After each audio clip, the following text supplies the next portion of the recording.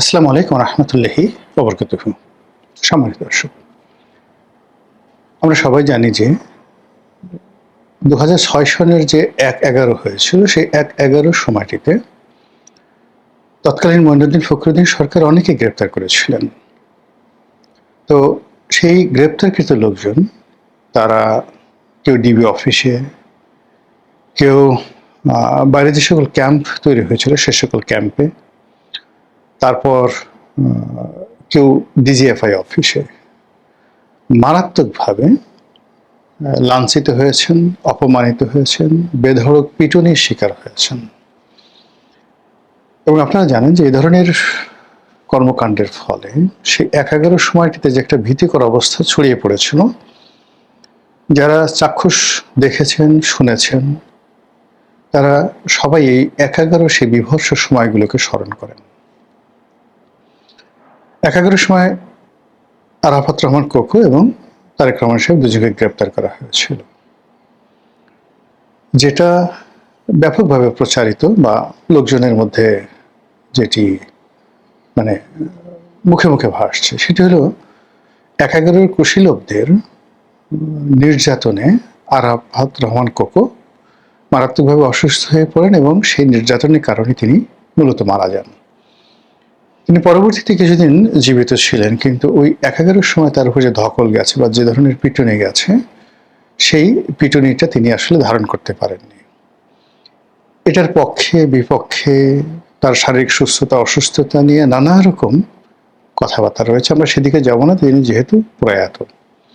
কিন্তু যিনি জীবিত আছেন তারেক রহমান সাহেব, আমরা প্রথম থেকেই জানি যে তাকে ফ্যানের সঙ্গে ঝুলিয়ে পেটানো হয়েছে, এরকম ছবি ইন্টারনেটে ট্রল হচ্ছিল। যখন পরিস্থিতি শেখ হাসিনার পক্ষে ছিল, তারেক রহমান সাহেবের বিপক্ষে ছিল, তখন বলা হতো যে আসলে ঠিক আর্মি যে তাকে পিটিয়েছিল, মূলত আর্মির ক্রোধ ছিল, ক্ষোভ ছিল। মঈনুদ্দিন ফখরুদ্দীনের নেতৃত্বে ডিজিএফআই থেকে শুরু করে অন্য যে সকল কর্মকর্তারা তার উপর নির্যাতন করেছিলেন, মোটামুটি সবাই তারেক রহমান সাহেবকে পছন্দ করতেন না। এই গেল একটা পক্ষ। আর এক পক্ষ বলতেন যে তার প্রতি নির্দয় আচরণ করা হয়েছে, নিষ্ঠুর নির্মমতা প্রদর্শন করা হয়েছে। তিনি সাবেক প্রধানমন্ত্রী, সাবেক রাষ্ট্রপতি, সাবেক সেনাপ্রধানের সন্তান। তিনি কোনো রাজনৈতিক পোর্টফোলিও ধারণ করতেন না। সরাসরি তার বিরুদ্ধে ওইরকম কোনো ক্রিমিনাল কেস, যেটাকে বলা হয় মার্ডার কেস, অন্যকে মেরে ফেলা, হত্যা, গুম, এই জিনিসগুলো ছিল না।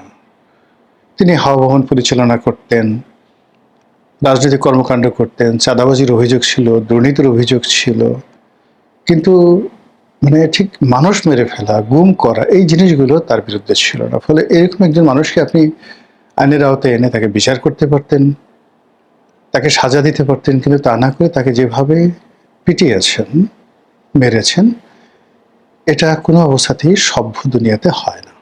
এটা অনেকে বলার চেষ্টা করছেন। এইভাবে তারেক রহমান সাহেব যতদিন দেশের বাইরে ছিলেন, তার এই যে গ্রেপ্তার করা, ১/১১ সময় তাকে পিটিয়ে পিটিয়ে অসুস্থ বানিয়ে ফেলা, এই বিষয়গুলো মানুষের মুখে মুখে ভাসছিল, কিন্তু তিনি কখনো মুখ ফুটে এই ধরনের কোনো কথাবার্তা বলেননি।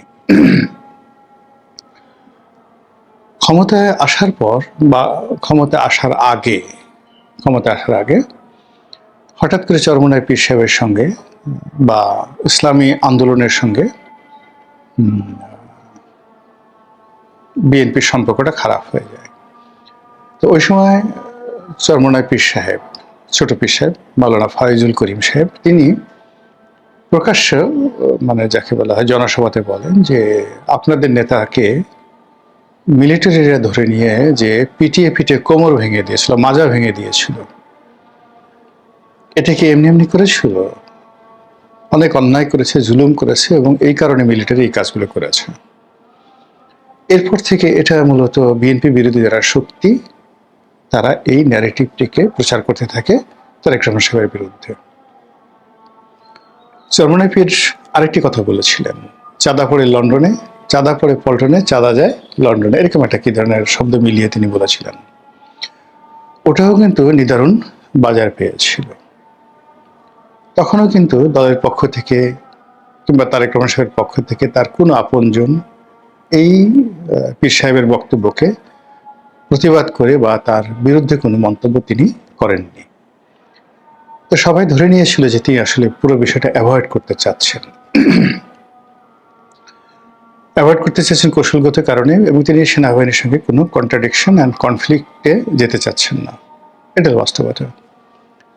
রাজনীতিতে তিনি কোনো প্রতিহিংসা তৈরি করতে চাচ্ছেন না, কিন্তু তারপরেও সেনাবাহিনীর মধ্যে একটা ভয় ছিল, এবং তিনি বেশ কিছু সামরিক কর্মকর্তা যারা সাবেক, তাদের সঙ্গে একটি বৈঠক করেছিলেন ক্ষমতায় আসার আগে স্কাইপের মাধ্যমে।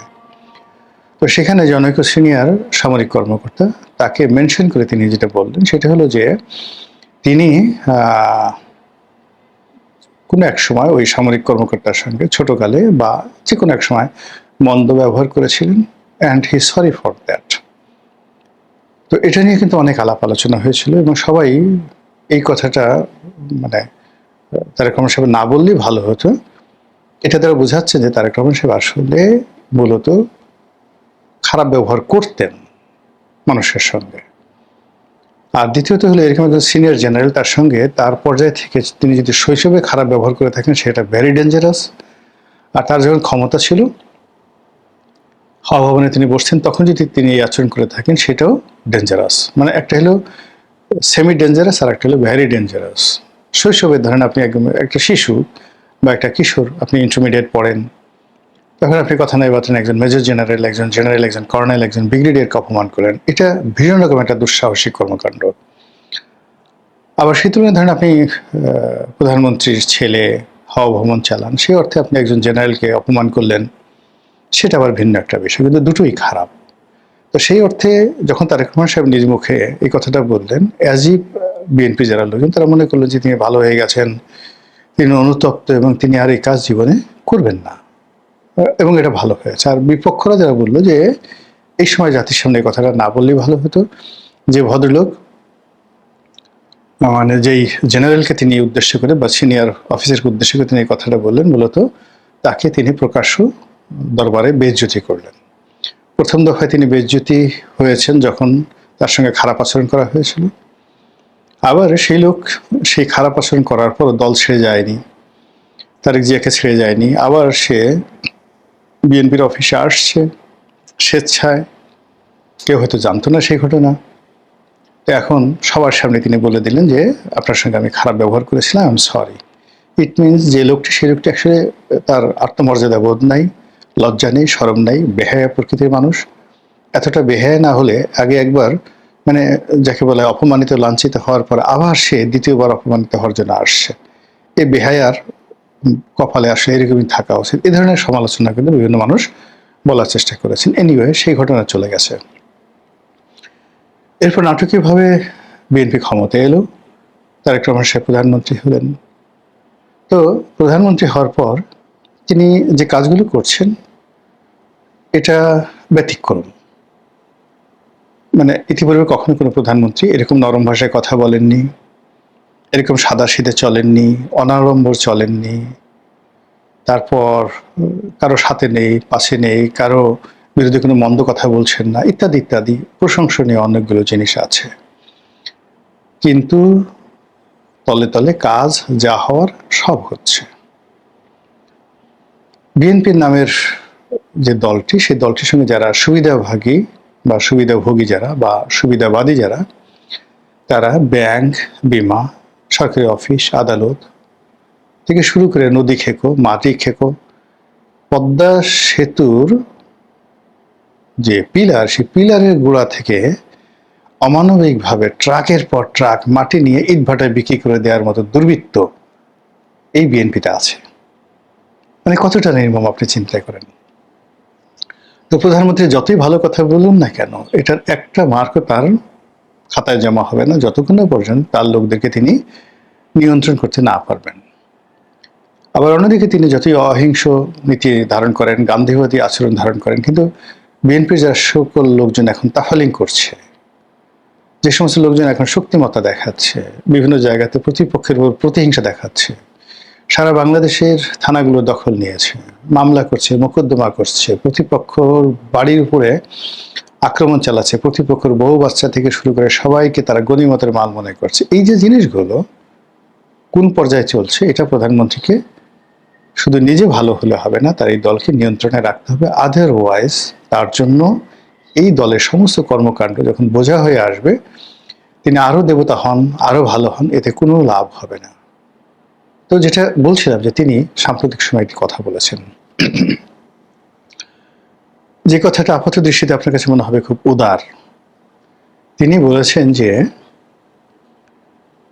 আমার পিঠের হাড়, একটি হাড় এখনো বাঁকা হয়ে আছে, সেটা ঠিকমতো জোড়া লাগেনি, মানে তাকে মেরে পিটিয়ে পিঠের হাড়, মেরুদণ্ডের যে হাড়, এটা ভেঙে দেওয়া হয়েছিল। পরবর্তীতে এটা জোড়া লেগেছে বটে, কিন্তু বাঁকা হয়ে আছে। এবং আপনি জানেন যে হাড় খুব সেন্সিটিভ, এটি কোনো কারণে যদি একটু বাঁকা হয়ে থাকে তাহলে প্রচুর পেইন দেয়। আপনি আপনার দাঁতের মধ্যে ছোট একটা জিনিস দেখবেন, দাঁতের কোনায় এক সুতা পরিমাণ দাঁত একটু চোখা হয়ে আছে, ধারালো হয়ে আছে, আপনার জিহ্বা কেটে যাবে, গাল কেটে যাবে, আপনি খেতে পারবেন না, অসুস্থ। সেক্ষেত্রে মেরুদণ্ডের একটা হাড় যদি সত্যিকারটা বাঁকা হয়ে যায়, তো জোড়া ঠিক মতো না লাগে, সেটার পেইন ভুক্তভোগী ছাড়া বুঝতে পারে না। তো সেই কথা তিনি উল্লেখ করেছেন মূলত পাবলিক সেন্টিমেন্ট পাওয়ার জন্য। দ্বিতীয়ত তিনি যে উদার, যে এই বেদনা কষ্ট ধারণ করার পর তিনি বলছেন যে আমি হয়তো প্রতিশোধ নিলে আমার তো এই হার ঠিক হবে না, যেটা আছে সেটাই, ফলে এগুলো দরকার হবে না। এই কথাগুলো তিনি বলছেন বটে, কিন্তু তার দ্বারা প্রতিপক্ষ, তারা যে মেসেজ পাওয়ার, সে মেসেজ তারা পেয়ে গেছে।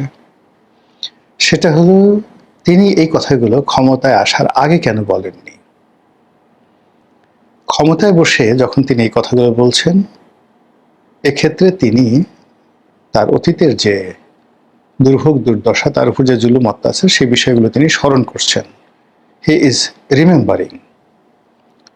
2 নম্বর হলো যে মনের মধ্যে যখন এই বিষয়গুলো আপনার স্মরণ হতে থাকে এবং একটার পর একটা দানা বাঁধতে থাকে, তখন প্রধানমন্ত্রী চাইলেই কি না চাইলেই কি, হিজ বডি, হিজ মাইন্ড কতগুলো রসায়ন করে, অর্থাৎ প্রতিহিংসা তৈরি করে ফেলে। এজন্য মস্তিষ্কের মধ্যে অনেকগুলো যাকে বলা হয় রস তৈরি হয়ে যায়। আপনি যখন ইতিবাচক চিন্তা করবেন তখন এক ধরনের কোষ তৈরি হবে, এক ধরনের রস তৈরি হবে, যেগুলোকে সেল বলা হয়। আর একটা হলো জেল, সেল অ্যান্ড জেল, এটা তৈরি হয়ে যাবে পজিটিভ চিন্তা করেন। ফলে আপনার সামনে একটা নেগেটিভ ঘটনা ঘটলেও আপনি হাসতে থাকবেন, আপনি বুঝেন না। আর আপনি যখন সবসময় নেগেটিভ চিন্তা করবেন, তখন আপনার সামনে একটা পজিটিভ ঘটনা ঘটলেও আপনি সন্দেহের দৃষ্টিতে দেখবেন। এই জন্য আসলে হয় কি, বড় বড় মানুষগুলো তাদের অতীতকে নিয়ে কখনোই ঘাটাঘাটি করে না। তাদের সঙ্গে খারাপ আচরণ করা হয়েছে না ভালো আচরণ করেছে একটাও মনে রাখে না, ভালো আচরণও মনে রাখে না, খারাপ আচরণও রাখে না। কেউ এসে স্মরণ করায় দেয় যে আমি তো আপনার জন্য এটা কাজ করেছিলাম, ও আচ্ছা তাই নাকি, মনে পড়েছে মনে পড়েছে, তা এখন আমি কি করতে পারি, তখন তারা উপকার করে।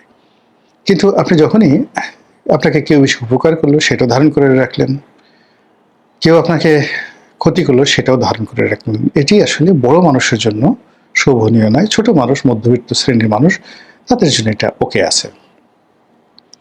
তো সেই ক্ষেত্রে তারেক রহমান সাহেবের সঙ্গে যে ঘটনাগুলো ঘটেছে, তিনি আবার এই ক্ষমতায় বসার পরে সেই জিনিসগুলো স্মরণ করছেন। তো স্মরণ করার মধ্যে আবার কিছু ঘটনা কিন্তু ঘটেও গেছে। তিনি ১/১১ অন্যতম কুশীলব জনাব মাসুদউদ্দিন চৌধুরী, তাকে গ্রেপ্তার করে আনা হয়েছে বা করে গ্রেপ্তার হয়েছেন। তাকে একের পর এক রিমান্ডে নেওয়া হয়েছে এবং তিনি আদালতে এসে বলছে যে আমার বয়স এত, আমি আর পারছি না, আই ক্যানট সার্ভাইভ, আমি আর পারছি না। এরপর আসলে আর বলা কিছু থাকে না। এখন মাসুদউদ্দিন, মঈনুদ্দিন, ফখরুদ্দিন, মানে মাসুদউদ্দিন বাংলাদেশে আছে, বাকি এরা উদ্দিন যারা আছে তারা সব তো দেশের বাইরে আছে। কিন্তু তাদের যে সকল এজেন্ট, যে সমস্ত লোকজন বাংলাদেশে আছে যারা ফ্রন্টিয়ার লাইনে হয় না, তারা কিন্তু মোরাললেস এই মাসুদউদ্দিন চৌধুরীর সঙ্গে যে ঘটনাগুলো ঘটেছে, আর তারেক রহমান সাহেব যে এই জিনিসগুলো স্মরণ করছেন, বারবার বলছেন যে তার হাড় ভাঙা, জোড়া লাগেনি ঠিক মতো, এই জিনিসগুলো যে তার মনের মধ্যে, আর্মিতে অনেকগুলো শেখানো হয় বিষয়গুলো, এখানে কিন্তু একটা সাইকোলজিক্যাল একটা ট্রিটমেন্ট থাকে। যারা আর্মিতে পরীক্ষা দিয়েছেন, আমি আইএসএসবি করেছি, জয়েন করা হয়নি, তো সেই আইএসএসবিতে সাইকোলজিক্যাল টেস্ট, একটা বিরাট সাইকোলজিক্যাল টেস্ট ছিল। তো প্রতিটি অফিসার তারা এখানে ঢুকে মনস্তাত্ত্বিক পরীক্ষা দিয়ে এবং তাদের ট্রেনিং থেকে শুরু করে অন্য সব জায়গাতে ফিজিক্যাল ফিটনেস, কৌশল, মনোবল এবং মনস্তাত্ত্বিক সাইকোলজিক্যাল এই জিনিসগুলো সব অন্তর্ভুক্ত থাকে। ফলে এভরি অফিসার, এই যে মানে যাকে বলা হয় 3D, তারা সব ব্যাপারে এক্সপার্ট থাকেন। অত বেশি না, কিন্তু যতটুকু প্রয়োজন। তারা দার্শনিক হন, তারা অঙ্কবিদ হন, তারা ঘোড়া সওয়ার হন, তারা গুলি করতে পারেন, তারা প্লেনে চড়তে পারেন, প্যারাশুট দিয়ে লাফিয়ে পড়তে পারেন, আরও অনেক কিছু। কাজেই আর্মি থেকে রিটায়ার্ড করেছেন, সেটা মেজর হন কিংবা মেজর জেনারেল হন, লেফটেন্যান্ট জেনারেল হন কিংবা ফুল জেনারেল হন, ডাজ নট ম্যাটার, ট্রেনিং কিন্তু ওই রকমই। ফলে এই যে জনাব তারেক রহমান সাহেব যে কথাগুলো বলছে, আমরা আমজনতা যতই তালি বাজাই না কেন, তার যারা প্রতিদ্বন্দ্বী রয়েছেন, তার যারা প্রতিপক্ষ রয়েছেন সেনাবাহিনীর মধ্যে, তারা কিন্তু ঠিকই বুঝতে পারছেন হোয়াট ইজ হ্যাপেনিং, কি ঘটছে, আর what is going to be happen, আগামীতে কি ঘটনা ঘটতে যাচ্ছে। আশা করি প্রধানমন্ত্রীর যারা কর্তা ব্যক্তি রয়েছেন, স্বয়ং প্রধানমন্ত্রী, তিনি সতর্ক হবেন কথাবার্তা বলার ক্ষেত্রে।